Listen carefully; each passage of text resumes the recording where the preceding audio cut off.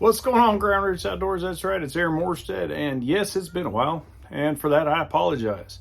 We are up to 822 subscribers, and thank you to all of you guys for your help. Now, unfortunately, it's been a while. So, first of all, happy belated New Year's, and welcome to 2023. And it's not started off very well. So, for me, anyway. Here is some videos of my hunts for this year. It's not been a good year for me this year as hunting goes. I did get one at the beginning of the hunting season, but had a lot of misfortune and a lot of stupid stuff, and all of it was my fault. That's something that we need to figure out, guys, is equipment malfunction, confidence has a lot to do with it. Just a lot of different stuff that goes on, and not giving everything its due diligence. And so this is where we're at. And so you guys will get to see some hunts that I've been on.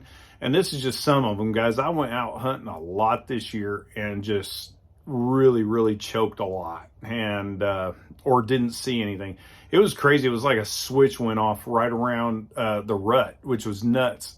And I went all over 140 acres in Lexington, and just, it was almost like they were non-existent. And it was mainly me, and I mean, I did some spot and stalk. I did some sits, and sat and went deep in the woods and sat, and took the crossbow out because it's a little easier to maneuver whenever you do spot and stalk. For me anyway. You notice I'm in my garb, trying to keep warm, and I'm out in the garage because I got a lot of chaos going on in the house, because I'm doing virtual school today, because Oklahoma this week has decided to be bipolar weather. We had snow, and we've had ice, and we've had sleet, and then some more ice. So last night into early this morning, we had a big rain, and then all of a sudden it just froze. So a lot of glare ice. So they decided, hey, let's just cancel everybody's school, which was dumb, because by the time everybody should have been going to school, it was all melted off anyway. Again, that's Oklahoma for you. Now, but anyway, I do, like I said, I do apologize, but we also had some other issues that went on, unfortunately, and just let you guys know what's gone on. We got some unfortunate news with my dad, who was diagnosed with dementia and Alzheimer's. And so we've been really dealing with that and trying to get some things done with that.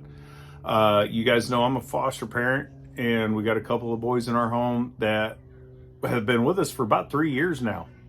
And so, unfortunately, things are not getting dealt with very well. And so we're having some issues with that. And so I just haven't had time to do any videos, and haven't had time to really do anything.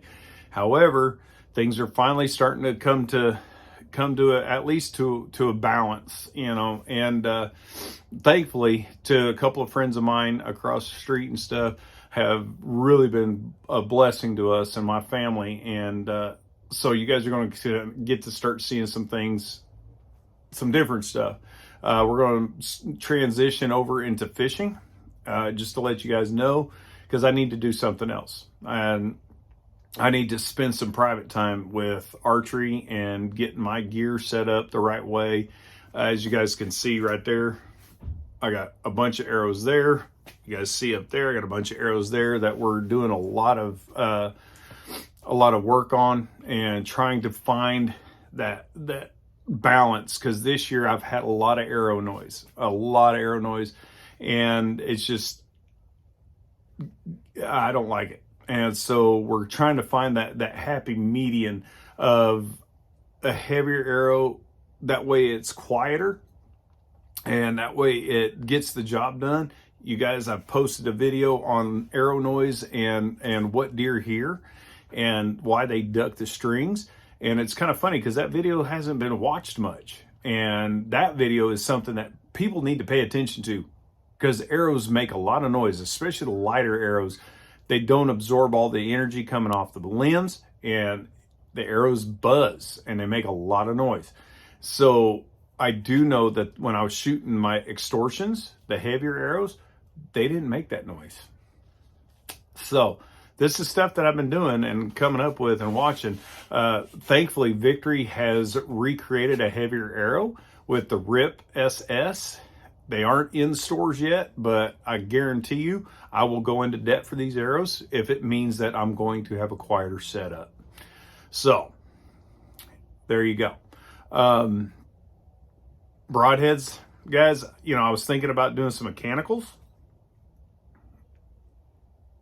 Now I'm just going to go ahead and stick with my Ramcats and my Magnus Stingers. However, I'm going to have some videos coming up because I got a couple of deer legs that I saved that I'm going to be shooting mechanical broadheads into to show people what mechanicals you can use, which ones you probably shouldn't be using, as far as if you're in that plan B, as the Ranch Fairy says, that plan B shot that we don't take into consideration because we don't know what that deer or that hog or that elk is going to do at the point of a shot. So they're going to make a move. They're going to they're just going to move because they're animals, and you can't predict what an animal's going to do. So you have to take into consideration a plan B.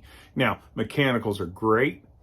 It's a big, massive hole, but are they good for plan B shots? I mean, dude, broadside, quartering away, dude, you can't beat a mechanical because that's a big hole. I'm just going to say it. It's a big hole. They're going to bleed out quick. They're accurate. You should be able to get that shot tucked up into that hole, up into the heart and the lungs. Yeah, but what happens when that deer turns towards you or spins on you or whatever? And yeah, that's when you need to know what's going to happen. So I'm not here to tell people what to do. You guys know that. I'm just here to give you the information and let you decide for yourself. Me personally, because of confidence, I'm going with what works for me, and that's the Magnus Stinger or my Ramcat Hydra-Shocks, and it'll probably be a Hydra-Shock all the way, and just have the Magnus Stingers on the back burner if I need them. With that said, here are some hunts for you. It's been an ugly year. Not thankfully that I wounded animals, but thankfully every one of them except for one has been on camera. So thankfully they're still alive and they're actually really healthy. I got pictures, which I'm not going to put up here on there, but I do have pictures of one of the does that I hit, and she's pregnant. She got some babies in there because she's fat. She's big bellied. And so I'm so happy, so I would have rather have missed her completely or just let her go. But I learned a lesson. We always learn lessons. If we're not learning lessons, then we need to get out of it. So stay tuned. I will be posting another video here pretty quick. Hopefully you guys are all doing well. If you like what you see, hit your thumbs up. If you like what you see and you're not a subscriber, hit the subscribe button and a little bell for notifications. That way you get all my videos. Guys, I appreciate you. I thank you, all 822 of you, and we'll see you next time.